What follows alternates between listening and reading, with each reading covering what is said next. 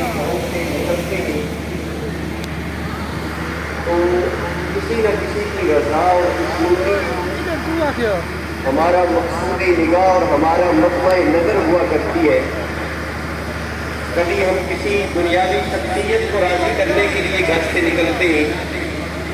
کبھی اپنے کسی ذاتی مقصد کو پیش نظر رکھتے ہوئے ہمارے قدم گھروں سے اٹھتے ہیں۔ میں اور آپ کتنے سعادت بخت اور خوشمند ہیں کہ اللہ رب العالمین نے آج اس کانفرنس میں نکلنے کے لیے اور اس کی طرف آنے کے لیے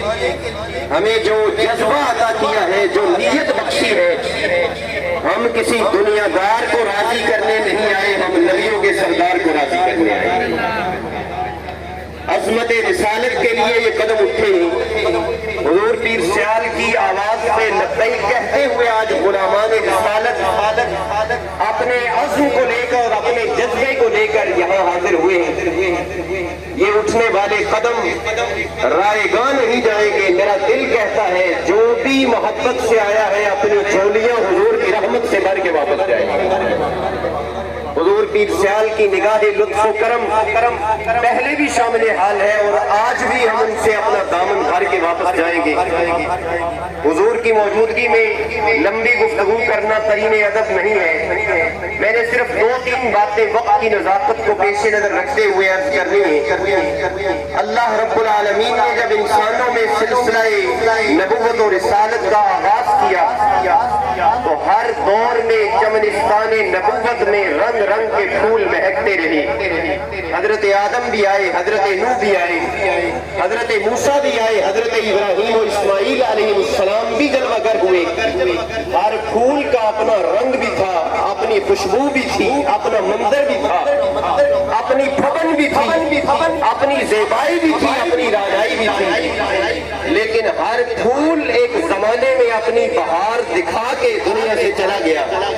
ان کی لائی ہوئی شریعتیں، ان پر نازل ہونے والی کتابیں، ان کے لائے ہوئے دین، ان پر اترنے والے صحیفے ایک وقت تک خلق خدا کو ہدایت کا نور عطا کرتے رہے۔ پھر وہ انبیاء بھی دنیا سے رخصت ہوئے،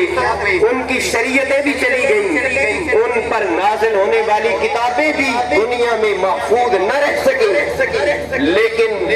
اہل محبت، حضور کے غلاموں، حضور پیر سیال کے در اقدس کے حاضر ہونے والوں،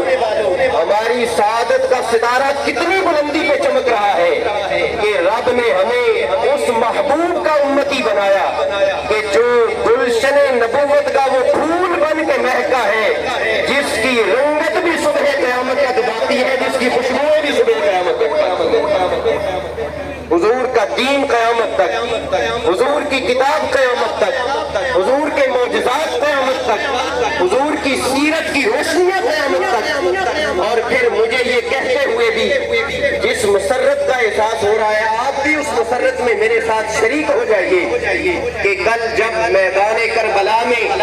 امام علی مقام رضی اللہ تعالیٰ عنہ نکلے تھے دین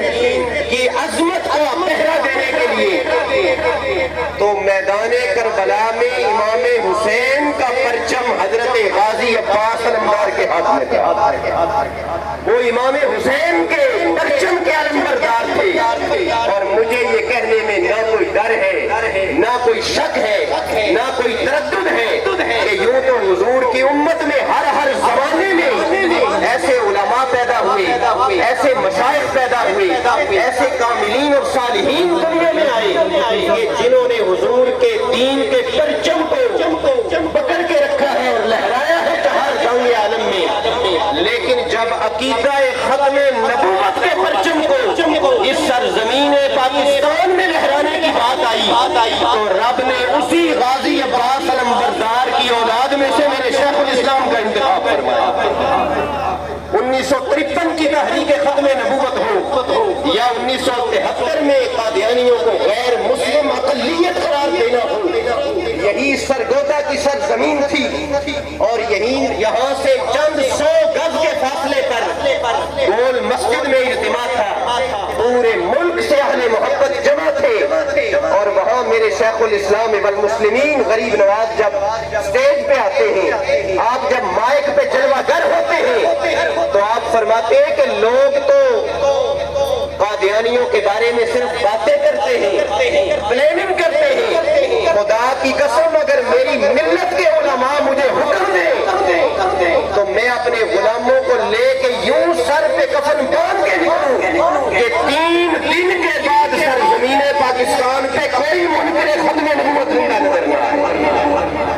یہ میرے شیخ الاسلام کا جذبہ ہے، یہ میرے شیخ الاسلام کا پیغام ہے۔ آج بھی سیال شریف کے کسی کتب فروش سے حضور کے وصایا شریف لے کے ان کا مطالعہ کریں کہ جب آپ دنیا سے پردہ فرما رہے تھے، اپنی اولاد امجاد کے لیے، اپنے بعد سجادہ نشینان کے لیے، اپنے غلاموں کے لیے، اپنی چوکھٹ پہ حاضری دینے والوں کے لیے وقت کا شیخ الاسلام جب اپنی وصیتیں لکھ رہا تھا، لکھوا رہا تھا، تو ان میں بھی یہ الفاظ قیامت تک جگمگ کرتے رہیں گے کہ شیخ الاسلام نے فرمایا جو میری چوکھٹ پہ آنے